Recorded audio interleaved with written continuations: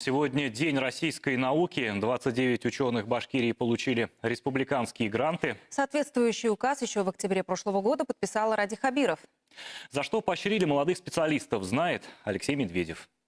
Здравоохранение, образование, медицина, сельское хозяйство, машиностроение и даже авиакосмическая отрасль. Проекты молодых ученых затрагивают практически все сферы жизни. К примеру, аспирантка медуниверситета Гульнара Тугузбаева создает лекарство от плоскоклеточного рака. Данное вещество является новым, и на данный момент мы как раз-таки занимаемся подачей заявки на патентование данного средства. Претендентов на гранты Республики Башкортостан отбирали члены экспертной комиссии.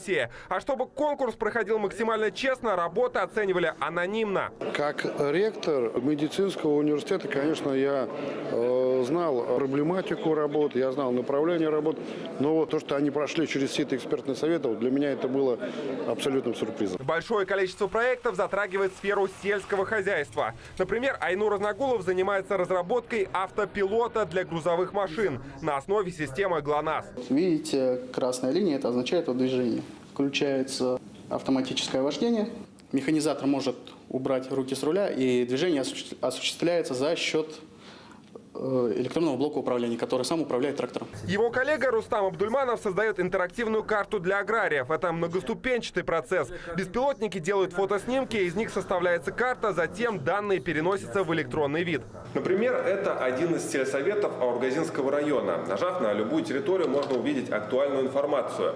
Размеры поля, состояние почвы и даже какую агрокультуру здесь лучше посадить. Теперь, благодаря гранту, молодые ученые собираются создать целый сельскохозяйственный атлас, а затем и удобное мобильное приложение. Раньше за победу в таком конкурсе давали порядка 100 тысяч, а в этом году сумма грантов выросла до 1 000 000 рублей. Столь весомое материальное поощрение – хороший стимул для начинающих ученых. Уже в ближайшее время республика 4 миллиарда направит рублей на приобретение должного оборудования, создание опытной базы, определение набора научно-исследовательских, опытно-конструкторских работ. Но это не только финансирование. В первую очередь нацпроект «Наука» направлен как раз на помощь молодым ученым, внедрение их разработок на предприятия и ведение новых проектов. Вот приоритетная задача на сегодня.